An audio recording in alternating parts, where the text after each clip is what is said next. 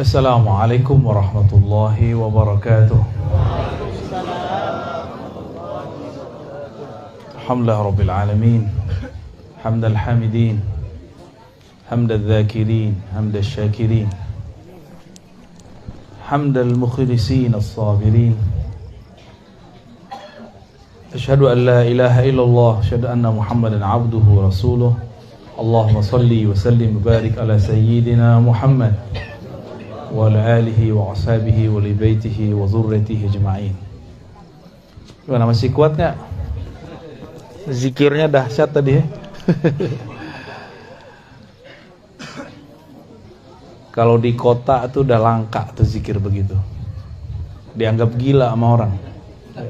Benerlah kata Nabi, uzkurullah hatta yaqulul munafiqun mura'un. Sebut-sebutlah Allah, zikir-zikirlah kamu banyak-banyak sampai orang munafik tuduh kamu gila. Tuduh kamu kesurupan. Jadi tadi itu kalau zikir jadi Jakarta disebut Pak Kiai Haji Maman ini pemimpin zikir kesurupan. Dituduh ntar ya. Apalagi kalau pakai zikir yang aslinya, itu ada zikir berdirinya tuh. Kalau di kampung-kampung Melayu di Sumatera, di Kalimantan ada namanya ratib berdiri. Berdiri, Pak. Semuanya geraknya. Ada yang sembari gerak, titik-titik rotasi zikir. Maka muncullah namanya gerakan tari saman. Tari saman itu bukan tari sebenarnya. Itu seni yang diambil dari gerak zikir. Ya. Seni yang diambil dari gerak zikir. Gerak zikir itu bukan hanya dari ubun-ubun ke dari pusar ke ubun-ubun ke bau kanan, enggak, banyak. Jalan zikir itu sebanyak titik di dalam diri kita. Ya, banyak sekali itu. Namun yang diajarkan tuan-tuan guru kita, para mursyid, para wakil talqin, itu yang boleh diajarkan aja. Karena kalau dikasih titik yang lain, bisa gawat. Ini zikir kayak tadi aja udah sebut gila sama orangnya. Wih, gila. Mana sanggup jin masuk ke orang zikir barusan. Kalau setan bisa, jin gak sanggup. Kalau jin masuk bakar dia. Aneh saksinya. Ya, tapi kalau setan bisa masuk. Tapi setan yang dulu mereka ikut berzikir dengan iblis. Iblis itu ahli zikir, Pak. Makanya tadi saya minta Ustadz Kamil Fala sholawat dulu. Ya. Sholawat dulu. Karena perbedaan antara zikir wali Allah dengan wali setan satu aja. Ada sholawatnya apa enggak? Ya. Ada sholawatnya apa? Enggak. Kenapa mesti ada sholawat? Karena orang bisa zikir cuma karena yang disebut namanya dalam sholawat itu. Siapa nama yang disebutkan dalam sholawat? Allahumma salli ala Sayyidina. Karena ada yang bernama Muhammad, nah itu dia. Maka kita kenal dengan Sang Ahad. Kalau tidak ada dia, mana bisa tadi berzikir la ilaha illallah. Jadi yang ngajarin kita la ilaha illallah siapa? Ini bisa dibenerin gak nih? Baterainya putus-putus. Zikir juga gitu, Pak. Kalau baterainya putus-putus nggak seru.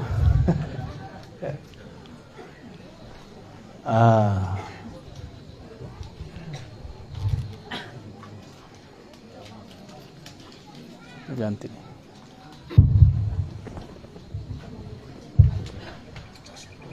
Baik. Nabi SAW mengajarkan zikir itu dengan cara yang berbeda-beda, metode yang beragam, mulai dari metode yang panjang sampai metode yang pendek. Contohnya, beliau SAW mengajarkan orang maukah kamu mengamalkan sesuatu yang jika engkau amalkan, maka tudriku naman sabaqakum, kamu akan mencapai makom orang-orang terdahulu kamu. Ternyata zikirnya biasa aja. Subhanallah 33, Alhamdulillah 33, Allahu Akbar 33, tambah la ilaha illallah. Sederhana ya? Sederhana. Tapi di belakang ada kalimat penutupnya Nabi SAW.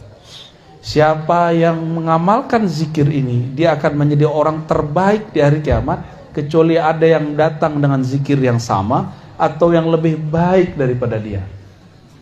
Makanya zikir 33 itu cuma contoh. Ada kawan saya baru hijrah Pak, baru tobat, tapi ikut kelompok ekstrim. Saya kerjain dia, saya tanya, di hadis zikir itu 33, kalau aneh zikir 32 gimana? Oh bid'ah itu. Kalau aneh zikir 34, 35, ada contoh di masa Rasul. Dia terjebak dengan angka. Terjebak dengan angka. Angka itu banyak.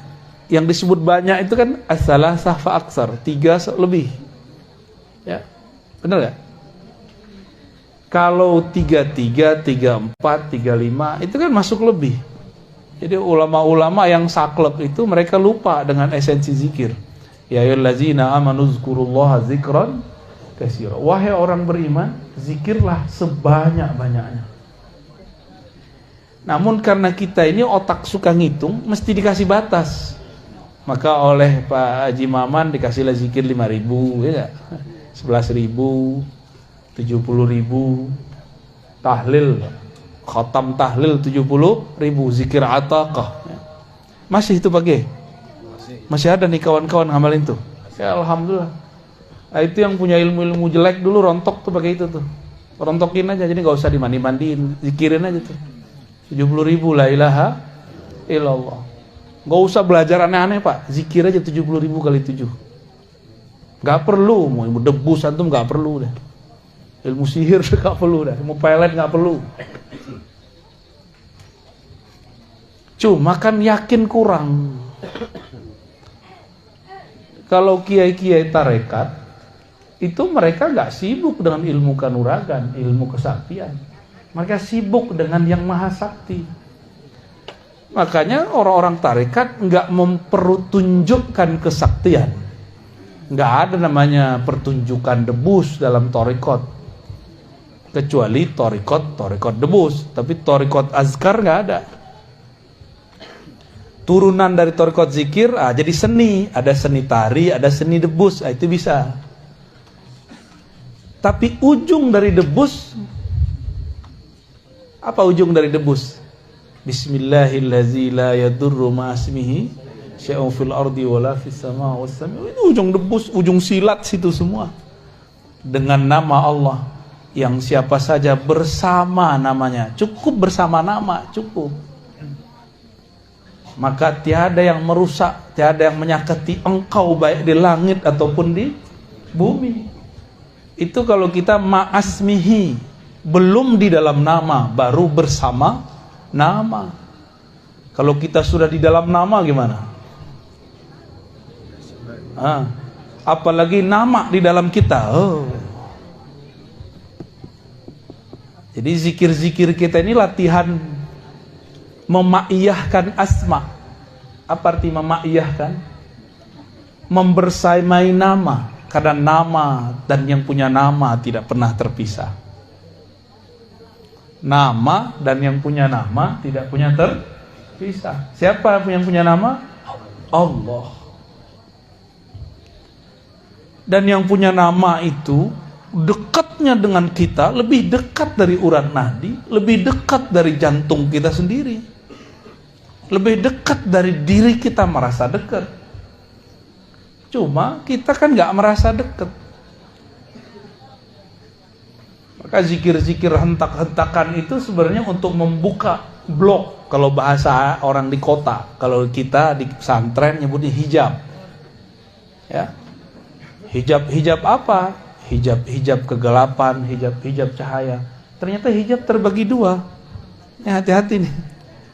Hijab artinya penghalang kita kepada Allah.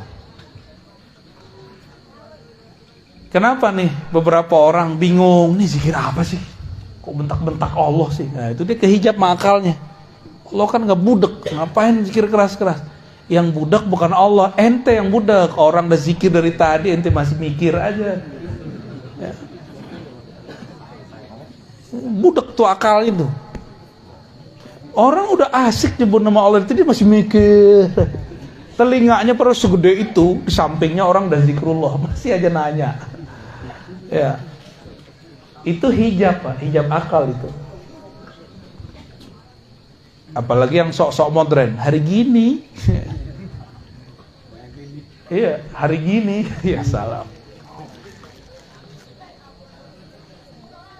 Tapi kan ada menu khafi, ya, kan ada menu jahri, jahar, ada menu khafi.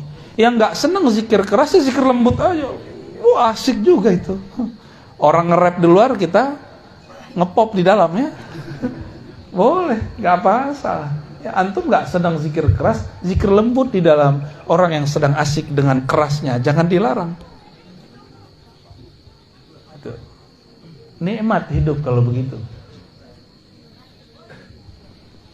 Kalau zikir tadi pejam mata nggak? Atau pada menontonin orang? Ya. Ya. Kalau mau menikmati zikrullah, mulai dari pejam mata. Karena mata ini hijab, ini penghalang. Penghalang yang membuat kita tidak bisa merasakan getaran nama. Ya. Maka perlu dipejam. Supaya ketika awal-awal betul perlu diambil dari pusar, ditarik ke ubun-ubun, ke bawah kanan, hujam ke kolbu. Itu awal-awal. Kalau udah kenceng zikirnya di kolbu aja, nggak usah keluar-keluar, ntar kepalanya kemana-mana. Capek tukang pijit mijitnya. Ya. Jadi kalau sudah kenceng, coba di kolbu. Allah, ya. Jadi nggak usah kemana-mana, kepalanya nggak usah di situ aja. Allah. Ya.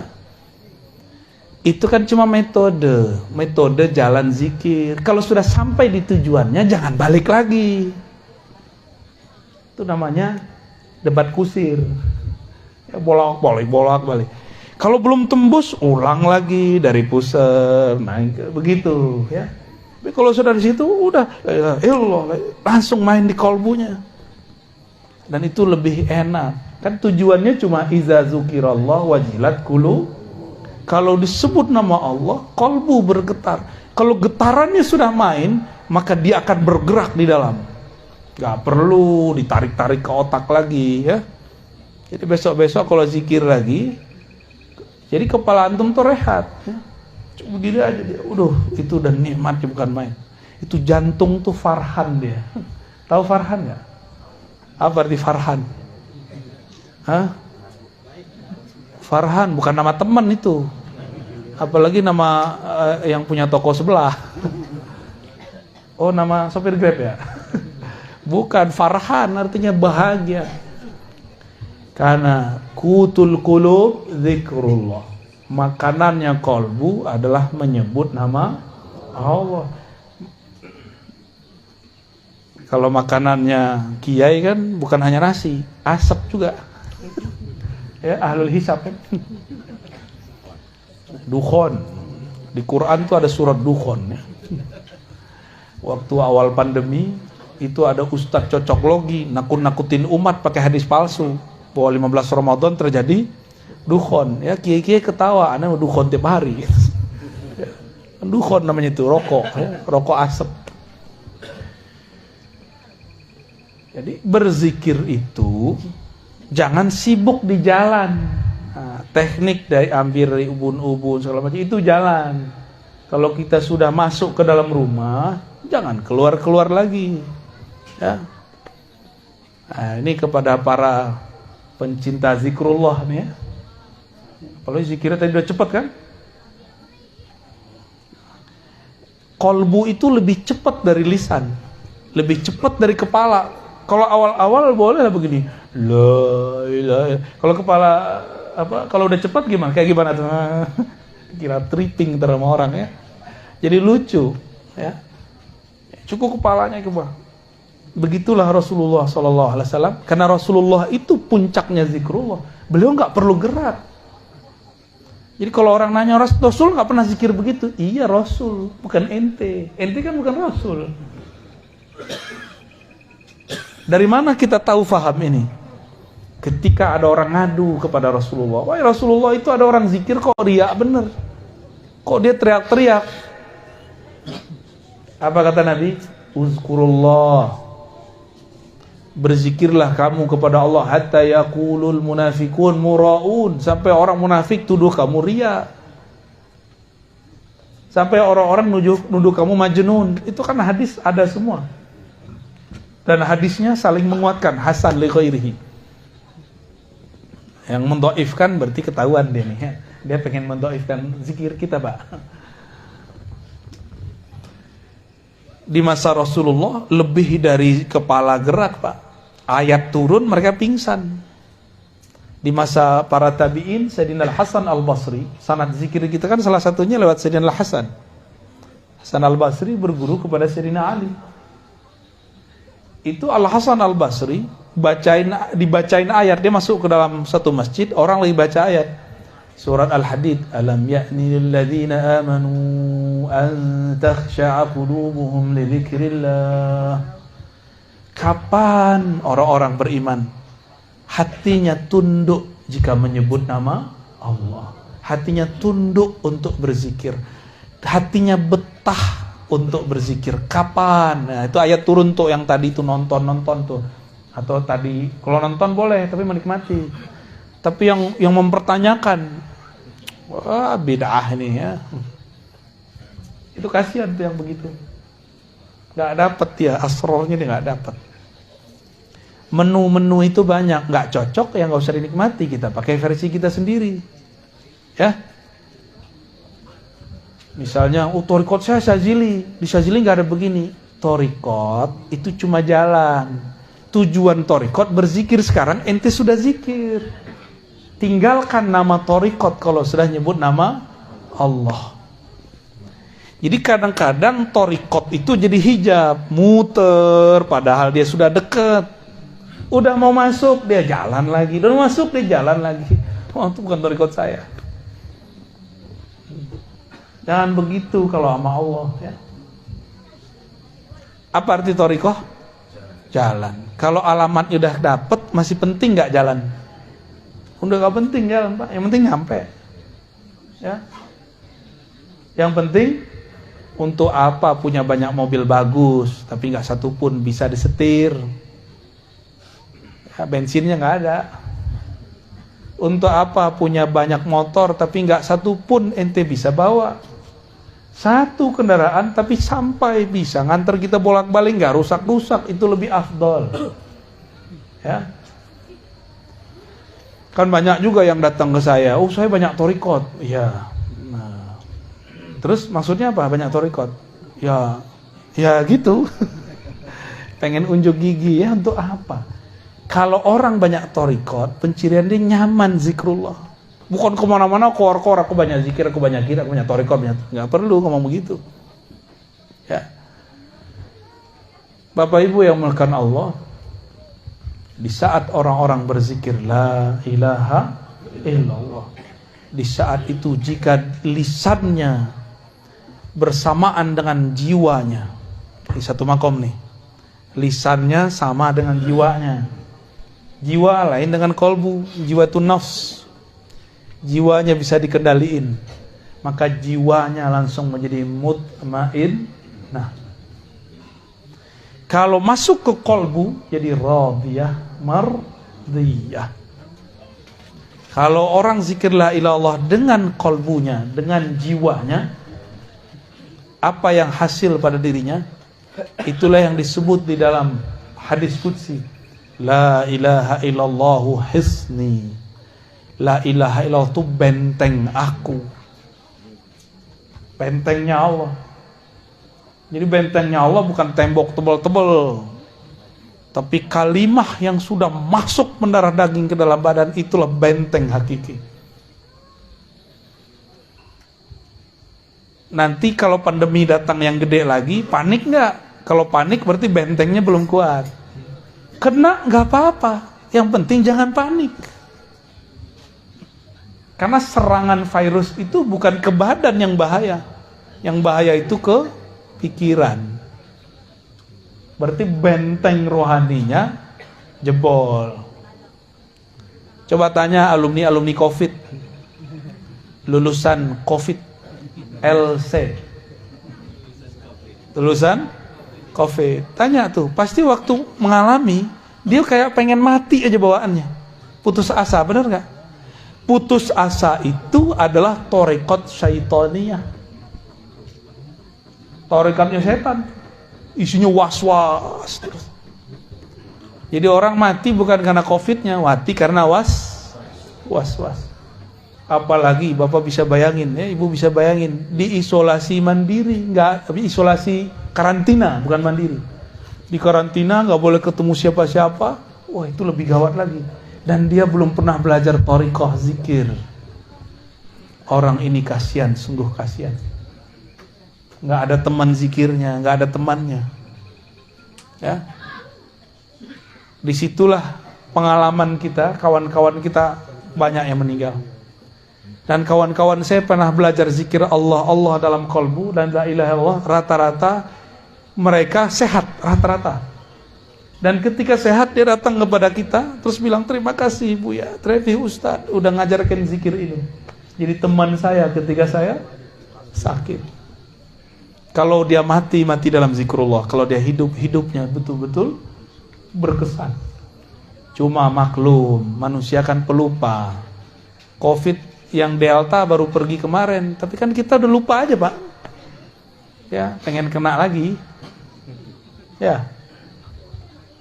Enggak ya? Enggak, beneran. Untung kita di negeri Katulistiwa. Virus kalau udah keluar cuma berapa lama mati Pak. Kalau di negeri kita nih. Kalau di negara subtropis dingin, itu virus seneng. Maka Allah betul-betul sayang kepada kita. Alhamdulillah. Nah, kasihan kepada mereka yang tinggal di subtropis. Tapi karena Allah maha hebat, tenang aja ya. Mereka Allah akan setting tubuhnya dan sesuai dengan kondisinya. Jadi apa yang terjadi pada diri manusia saat dia membaca la ilaha illallah? Dia sedang membangun benteng ilahiyah, al-hisn al-ilahi. Benteng-benteng keilahian. Kalau udah begitu, udah dapat zikrullah, kok masih belajar zikir khadam. Kok masih doyan sama rajah-rajah, itu aneh. Udah dapat afdoluz zikri, masih cari yang tidak afdol. Itu orang bloon atau orang oon? Ya, sama aja ya. Afdoluz zikri la ilaha illallah. La ilaha illallah hisni, la ilaha itu paling tinggi, disebut bentengnya Allah. Terus antum masih cari jimat. Masih cari jimat. Ya. Itu jimat masuk sini ngikut dia. Tulisan raja antum kan nama Allah. Itu nama Allah ngikut la ilaha illallah dia. Masuk ke sini gak bekerja dia. Kan berzikir. Gak kerja dia di sini. Cobain aja. Cobain masing-masing. Gak akan bekerja. Kita ini kan ngikut kata orang nih rajah berkah.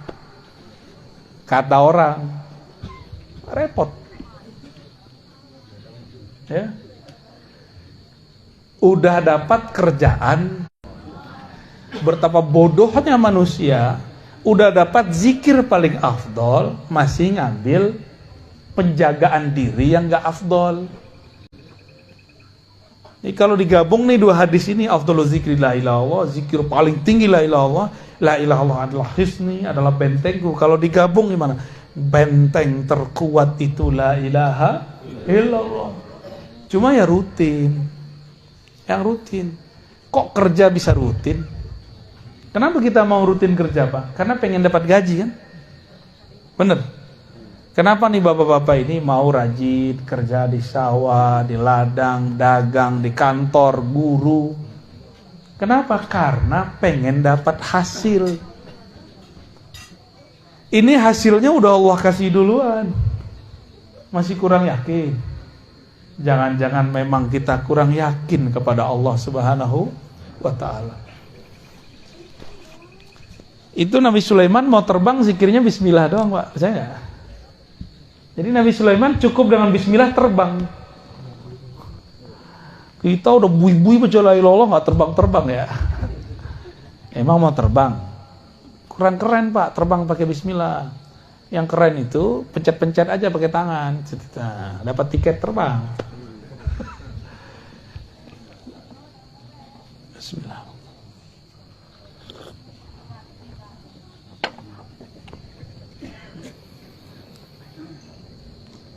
Jadi zikrullah ini ada 3 yang mau saya sebutkan.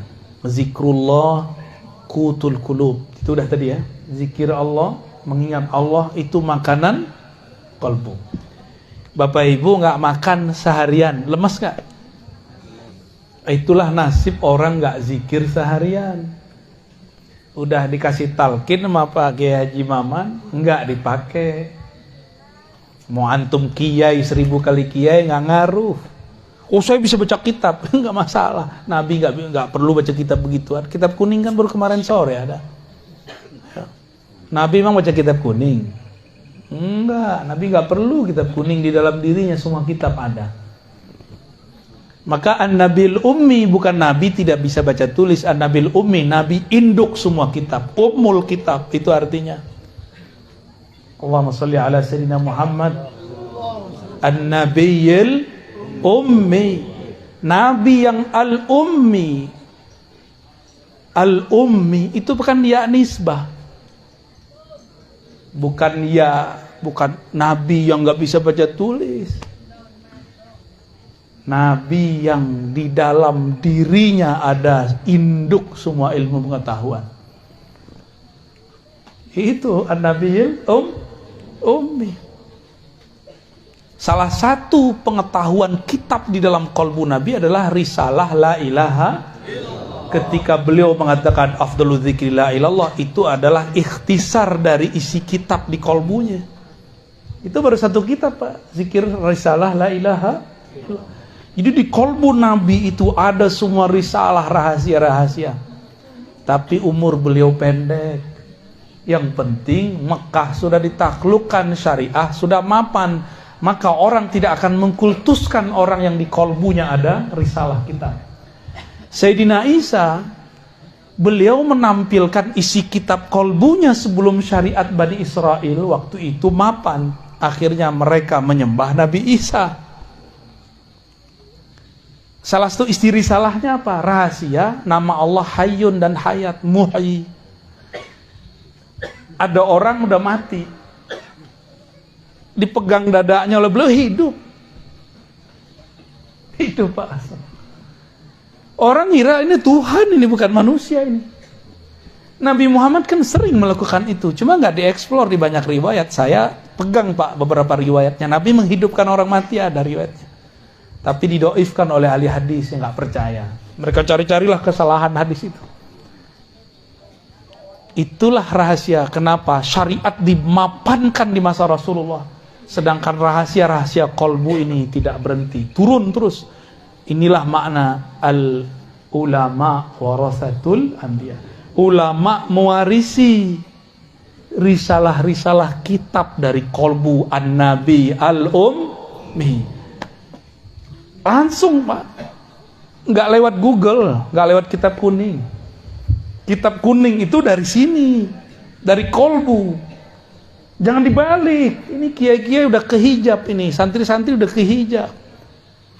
Kok kolbu ngikutin kitab kuning? Salah itu. Kitab kuning pemahamannya harus ngikutin rahasia warisan kolbu Rasulullah SAW. Itu ya baru sahih warisan Rasulullah. Baru pewaris Rasul ente. Kalau enggak pewaris kitab bulukan itu namanya. Itu kan kitab komersial, orang jualan supaya kaya. Udah kaya itu yang jualan kitab. Kita masih puji baku, dan berapa banyak kitab yang salah cetak, Pak. Laknya hilang, gawat sudah. Udah berapa banyak kitab salah Cetak. Kalau nggak punya kolbu, beres kita, sesat menyesatkan udah. Saya udah banyak pak ketemu. Tiap hari kan kita kerjaannya bolak-balik kita. Kita bingung, ini kita bingung kok masih dipertahankan di pesantren. Ya. Banyak. Kita ini kan fanatis ke kitab kuning. Kitabun Mubin nggak fanatis. Ya. Kitabun Mubin. Itulah umul kitab, rahasianya ada di Al-Fatihah. Al-Fatihah terkumpul di dalam basmalah. Basmalah terkumpul dalam ba terkumpul dalam satu titik. Nah, kalau sudah di titik nggak usah keluar-keluar lagi, zikirnya di situ aja. Ya. Makanya kolbu itu belakangnya ba supaya langsung masuk ke sana. Di depannya qaf. Wah, itu rahasia-rahasia huruf tuh banyak ya. Saya nggak usah bahas rahasia huruf lama-lama ini. Jadi la ilaha illallah itu makanan kolbu paling mahal. Cara menikmatinya macam-macam. Ada yang pedas, ada yang manis. Yang pedas thariqat qadiriyah, yang manis thariqat naqsyabandiyah, gitu. Kan ada yang nggak senang pedas-pedas, senangnya manis-manis. Kalau orang Banten nih senangnya pedas manis. Dapat zikirnya yang keras, dapat zikirnya yang manis. Alhamdulillah. Ada yang senangnya nge-rap musiknya, ada yang senangnya melankolis ya, melo-melo musiknya yang syahdu-syahdu. Itu pilihan kita aja. Itu kan musik di dalam diri. Jadi zikir keras lembut itu adalah hentakan di kolbu. Nggak ngaruh orang di luar sana. Mau di luar sana orang bentak-bentak, kalau di kolbunya lembut tetap kolbu lembut deh. Ya. Ini contoh nih yang lagi sibuk megang handphone. Orang udah zikir keras-keras di sampingnya. Dia masih sibuk ya. Pasang status. Lagi ikut majelis zikir nih. Lah kok bisa orang ikut majelis zikir pasang status? Ya, canggih pak zaman sekarang ya. Lumayan lah dapat berkah. Iza marartu biridil jannah tahu kalau kamu lewat di majelis-majelis di taman-taman surga, maka petiklah, icip-iciplah, coba-cobalah. Lumayan. Ini kan saya pernah cerita di sini di mana nih?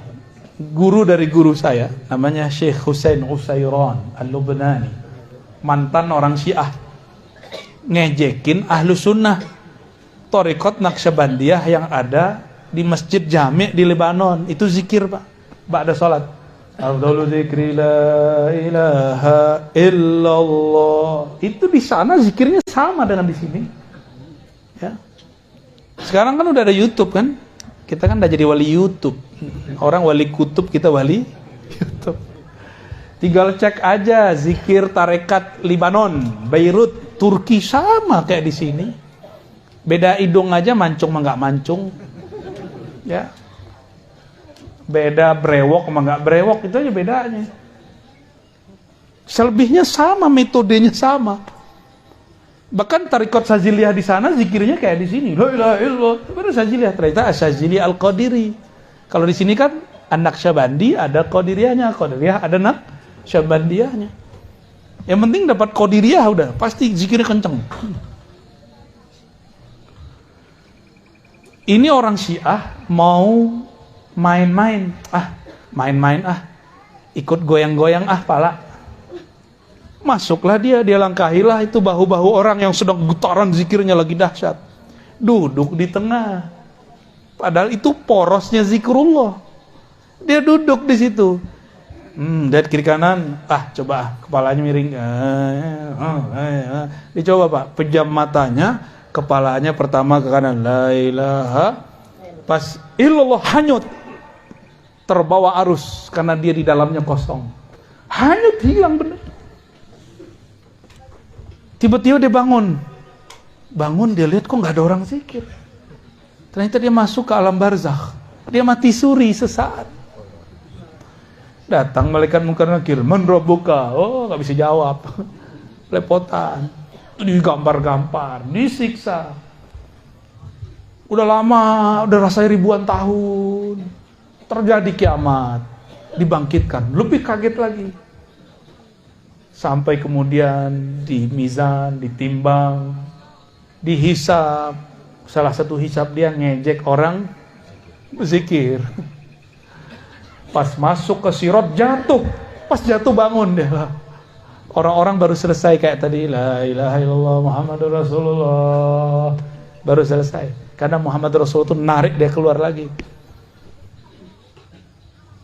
Kejadian Pak, ini guru ahli hadis di hari akhir hayatnya.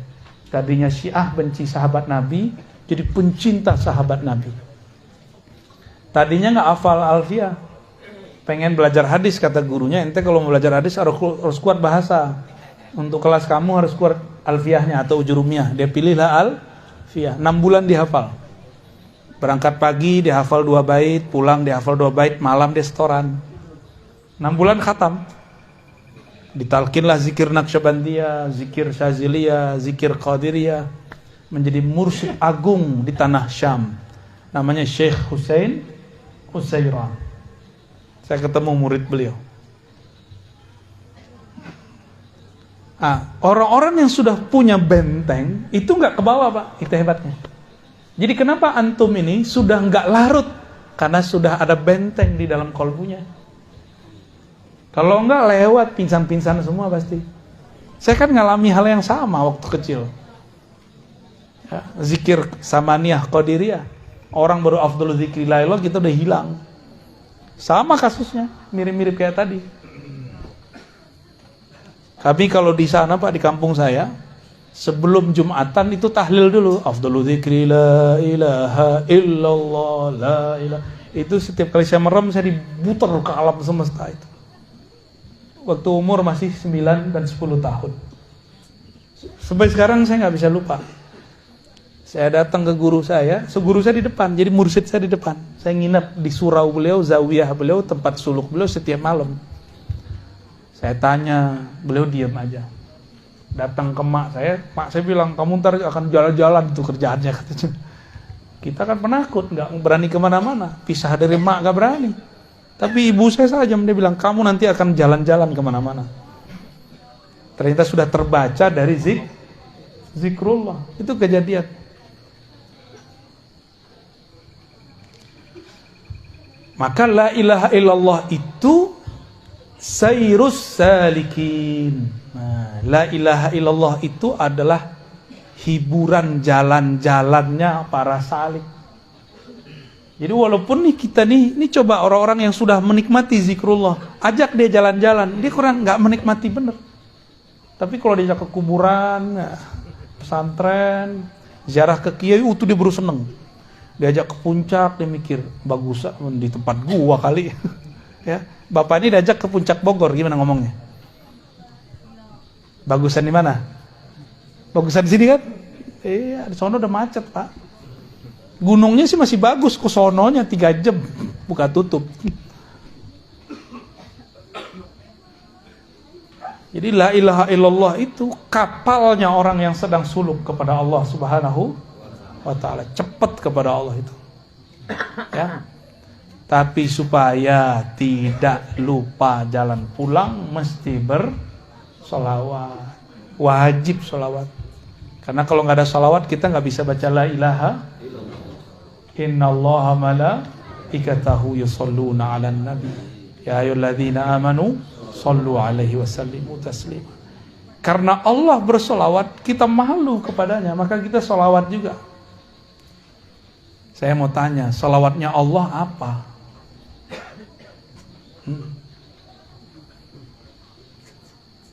Kalau malaikat kan Allahumma sholli ala Muhammad, itu malaikat. Allah sholawatnya gimana? Masa Allah doa ke Allah kan? Allahumma sholli ala Muhammad. Lah gua mah Allah. Aku Allah. Lah itu gimana dia ngomongnya? Nah itu rahasia Pak ya. Yang ngikutin kajian di YouTube terpaham ya. Malam ini nggak dibuka dulu ya. Ntar ada yang protes soalnya. Nah, itu yang kedua. Yang ketiga, la ilaha illallah atau zikrullah itu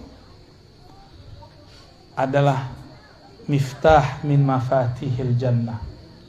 Kunci daripada kunci-kunci surga.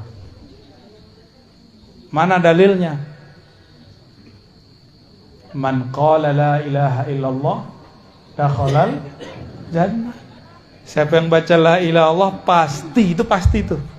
pasti masuk surga. Dan lafaz ini enggak main-main, dakhala. Dakhala itu fi'il madhi. Sebelum masuk surga dia udah masuk duluan. Kalau diterjemah, kalau versi harfiahnya gimana? Man qala la ilaha illallah, siapa yang telah berkata la ilaha, maka dia telah masuk surga. Jadi kita ini kalau zikrullah sebenarnya udah di surga, tapi karena pikiran ini masih menghijab, badan ini masih menghijab, tidak terasa kalau sudah masuk ke sana. Gitu. Ya. Di surga kawin-kawin doang? Enggak. Orang bosen Pak kawin di surga. Udah bosen.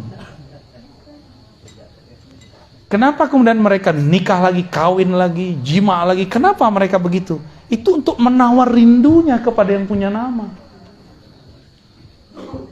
Nah, ini thariqat para arifin. Jadi aulia-aulia ini kenapa dulu kiai-kiai wali-wali itu banyak istrinya? Itu bukan untuk syahwat, Pak. Tapi kerinduannya kepada Allah gak bisa diobati kecuali dengan menikah lagi. Ya. Ini bukan pembenaran lah ya, aneh gak percaya antum bisa begitu. Inilah dasarnya. Jadi bukan karena banyak orang mati di akhir zaman 1:50 kan ada hadis kan? Rajulun, satu laki-laki itu qaimun ala khamsina imra'ah. Itu nanggung menikahi 50 perempuan satu laki-laki. Sekarang satu aja udah keok kan? Iya, mau nambah ya. Mata sih jelalatan. Ya. Urusan sarung sudah melorot. Takwa. Iya, mata kita mah sama, Pak. Mata saya, mata Bapak beda. Yang beda kan sarungnya. Ente paham gak, Cong? Belum paham katanya mau alam. Jadi kenapa di surga itu banyak kawin, Pak? Banyak pernikahan. Itu bukan karena syahwat. Jadi orang salah paham surga itu dikira tempat eksplorasi untuk menyalurkan syahwat. Itu penghinaan terhadap Allah. Ya, enggak. Tapi begitulah Allah bersiloka, bersendagurau dengan hambanya. Ada hamba-hamba yang kebawa sendaguraunya. Diceritakan di surah Waqiah, ya. Uruban atraba, inna ansha'nahunna insya'a, faja'alnahunna abkara, uruban atraba. Udah jorok aja otak mikirnya. Itu kalau diterjemahin apa, Pak? Kan lagi direvisi sama Kementerian Agama karena dianggap terjemahannya jorok. Ya biasa aja kali. Ya. Urban atroba itu, mohon maaf ya, kalau cowok atletis, kowi. Kalau cewek, hunna, kan perempuan di situ. Gambaran kita mengenai lawan jenis yang bikin birahi apa? Itu urban atroba. Ya, bayanginnya sendiri ya. Nggak boleh saya sebut, karena beda kita, beda mazhab. Ada yang senangnya item-item, ya kan? Ada yang senangnya bening-bening. Ada yang senangnya sawo mateng. Ada yang sawo separuh mateng. Dari mana saya tahu makna ini, Pak? Kita buka kitab tafsir Zamakhsyari. Itu orang Mu'tazilah, Persia, bukan orang Arab. Ketika orang Arab mengatakan al-jamal nisful bayat, putih itu separuh cantik. Kata Zamakhsyari, enggak, justru sawo mateng itulah separuh cantik. Iya. Kalau kita kan seneng tuh sama muka-muka Arab ya. Muka-muka kulit babi itu. Enggak ada pigmennya, Pak. Muka-muka orang barat. Kan gak ada pigmennya tuh. Merah semua. Kalau putih tuh Cina, beda lagi. Kata temanku ini dia nakal juga nih ya. Kulit bengkoang katanya. Kayak bengkoang dikupas nih. Putih kata-kata. Ada yang seneng begitu. Tapi orang-orang di Eropa senangnya gimana? Sawo mateng.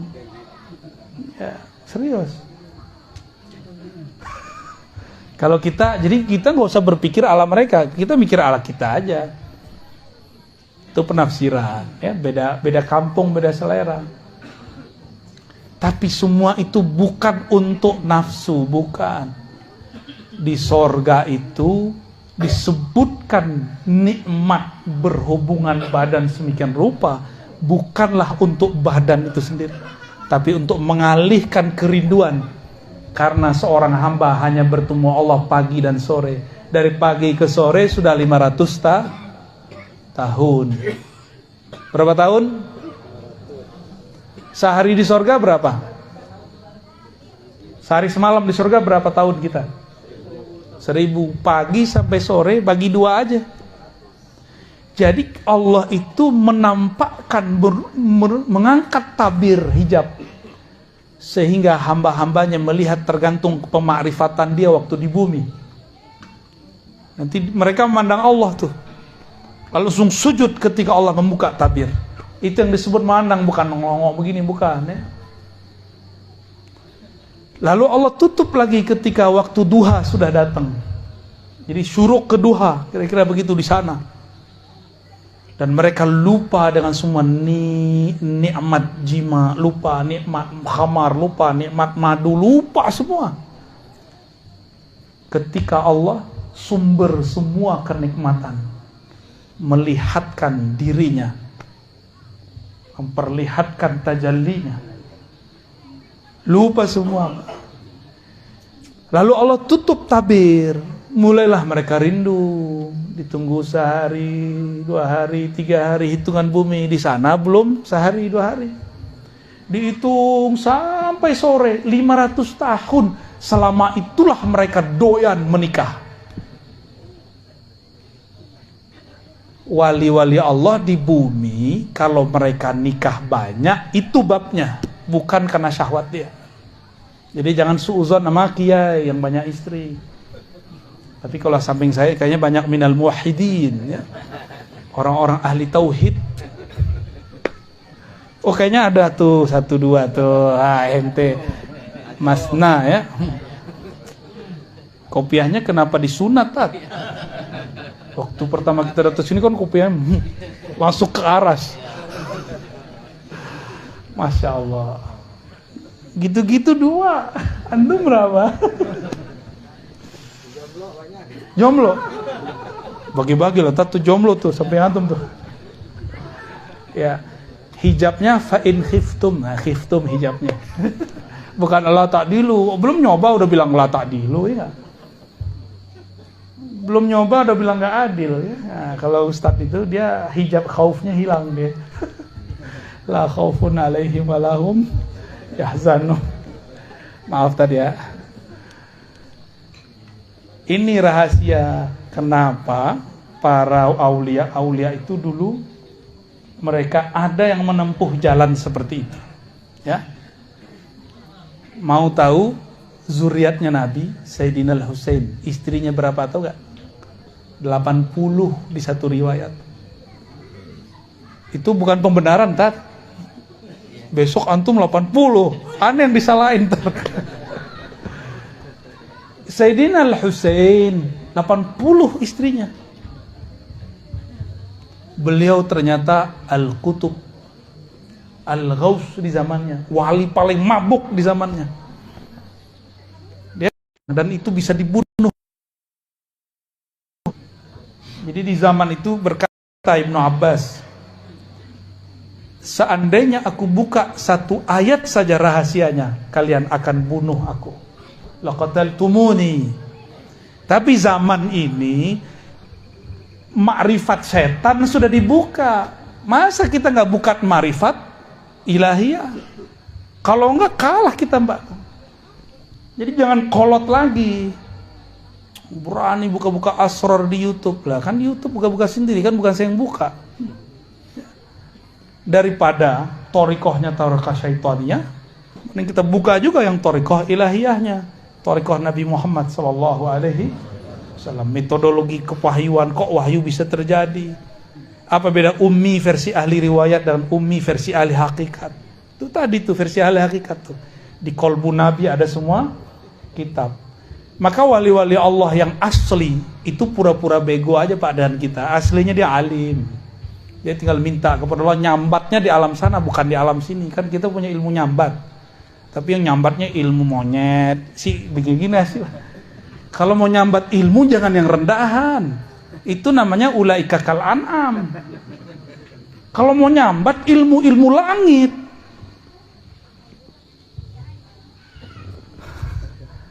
Ya. Jadi yang dulu-dulu pernah belajar silat-silat, nyambat ini, nyambat itu, udahlah, antum cukup belajar zikir aja mah, pakai Haji Maman. Itu ntar nyambat asror, pakai la ilaha illallah, nggak disadari dapat. Asror itu kan nggak perlu antum jadi aneh-aneh. Justru semakin masuk kalimat itu semakin normal kita hidup, semakin jadi manusia yang utuh, kecerdasannya utuh, pikirannya fokus.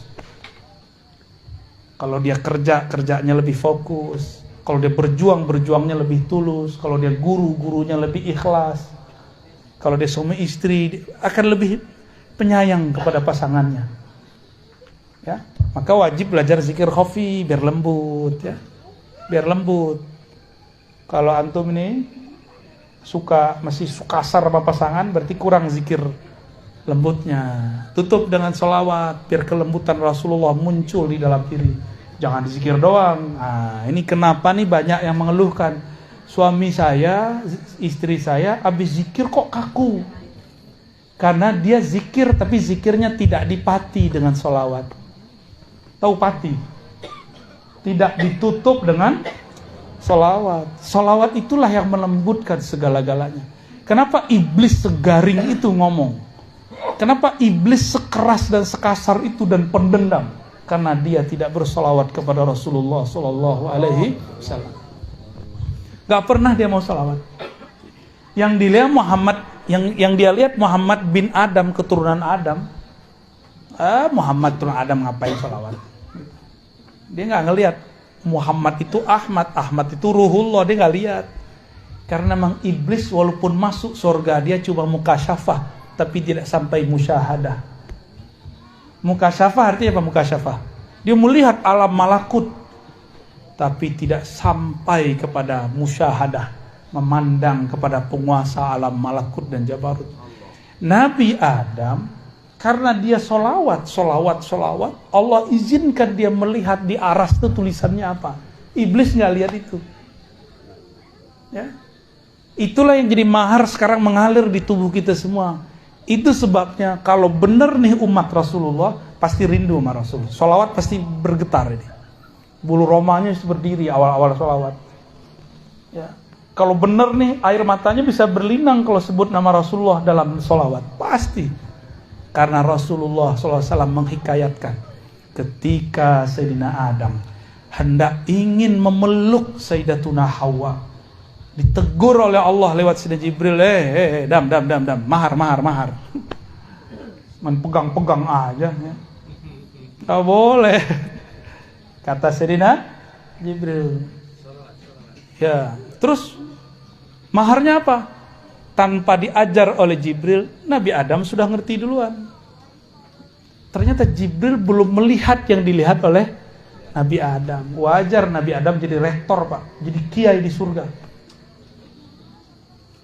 Nabi Adam Allah izinkan kolbunya memandang kepada aras Allah lewat ruh murninya. Di aras dia lihat ada tulisan, ngeliatin nama, kok bukan namaku, tapi kok nama Muhammad, la ilaha illallah Muhammadur Rasul, kok itu di sana. Itu hadisnya ada di riwayat Imam Hakim, hadisnya sahih. Yang mendhaifkan pasti nggak senang sama ilmu ini. Hadisnya sahih itu, benar hadisnya. Maka beliau mengatakan Allahumma sholli ala Muhammad al-maktub ismuhu fi arsyika al-azim. Kira-kira begitu kalau dibahasakan secara bebas. Ya Allah, kirimkan salamku, hormatku, takzimku kepada nama yang tertulis di arasmu, yaitu Muhammad. Oh, ternyata itu mahar paling tinggi di alam semesta. Tapi nanti Ustadz jangan pakai mahar itu kalau mau nikah lagi, karena istrinya nggak ngelihat itu. Kalau istrinya ngelihat itu cukup itu. Datang ke kita pakai mahar sholawat aja Tad. Enak juga tuh ya. Tapi nafkah kan nggak bisa pakai sholawat. Langsung sah. Maka berkah sholawat itu halalah Sayyidina Adam menggauli Sayyidatuna Hawa. Jadilah anak kita ini buah dari sholawat itu. Ya, jadi kita ini buah dari sholawat. Jadi kalau kita zikir mana yang paling sering dibaca? Ya dua itulah. La ilaha illallah sama sholawat Muhammad Rasulullah sallallahu alaihi. Nggak boleh keluar dari dua itu dah. Sebelum Nabi Muhammad yang fisik lahir, orang-orang udah zikir sholawat nyebut nama beliau. Berarti beliau sudah ada tapi di alam yang lain. Itu yang beliau sebut, aku sudah jadi nabi, kalian belum ada kok. Jibril aja belum ada, Nabi sudah ada. Pantas nggak Jibril jadi gurunya Nabi Muhammad? Kalau di sanad thariqat kita kan gitu, an Sayyidina Muhammad SAW, an Jibril, itu mah sanad Quran. Ya? Tapi aslinya nggak begitu. Justru Jibril lah yang mengambil dari kolbu Nabi Muhammad SAW. Tapi zohirnya ahlu riwayat menyebutkan Nabi Muhammad dari Jibril. Mungkin nggak Jibril lebih tinggi dari Nabi? Jibril nggak bisa tembus ke aras, Pak. Nabi tembus ke aras. Benar nggak? Ini kan bentar lagi bulan Mi'raj nih. Benar nggak? Nabi Muhammad diundang Allah ke atas aras tertingginya. Sedangkan malaikat Jibril nggak sanggup. Kalau dia naik kebakar dia, habis, hancur dia, nggak ada lagi jejak dari alam semesta. Nabi Muhammad bulunya nggak ada satupun yang rontok. Nggak ada satupun yang rontok. Jibril yang sakti itu, kalau naik kebakar, habis dia. Mana yang lebih sakti? Maka satu rambut Rasulullah afdal min Sayyidina Jibril. Satu rambut Rasulullah lebih mulia dari Sayyidina Jibril. Bid'ah nggak ngaji begini? Ya, kayaknya bid'ah bener ini ngaji begini ya. Udah dulu lah. Udah jam berapa nih? 11 ya. Saya besok malam ini harus balik ke Jakarta. Besok pagi sudah ada jadwal ngajar ba'da subuh. Lanjut ke Mabes. 2 Mabes, Pak. Baru bisa enggak sampai malam lagi. Sampai malam lagi. Jadi mohon izin tanpa mengulangi salam takzim kepada semua para kiai ajengan, para hadirin, hadirat. Mungkin tidak bisa salaman, saya mau langsung pamit ya habis ini. Mohon ridhonya kalau ada yang tersinggung ya. Mohon maafnya jika ada yang kurang berkenan ya. Kesimpulan kajian kita malam ini sederhana. Afdalul dzikri la ilaha illallah, afdalus syukri wad du'ai alhamdulillah. Doa tertinggi, zikir aurat tertinggi adalah alhamdulillah. Alhamdulillah itu inti dari nama Nabi Muhammad. Nabi Muhammad itu dalamnya hamad. Maka orang sholawat itu sudah bersyukur. Semoga kita termasuk mereka ahli tauhid dan orang bersyukur kepada Allah Subhanahu wa ta'ala. Mohon izin Pak Kiai, mungkin cabut duluan, nggak sempat ziarah dulu ya. Kepada Sahibul Bait, semoga Haji Ahmad Nasai bin Zakaria Allah angkat derajatnya di alam sana. Dengan berkah la ilaha illallah yang dibaca tadi, meskipun tidak pantas diterima Allah, semoga berkat sholawat Allah terima juga. Semoga Sahibul Bait, keturunannya, muhibbinnya, pecintanya, kawan-kawannya, orang yang hadir juga diangkat ke derajat muwahhidin, muqarrabin. Amin ya rabbal alamin. Ilahi anta maqsudi wa ridhaka matlubi. Wa sallallahu ala sayyidina Muhammad.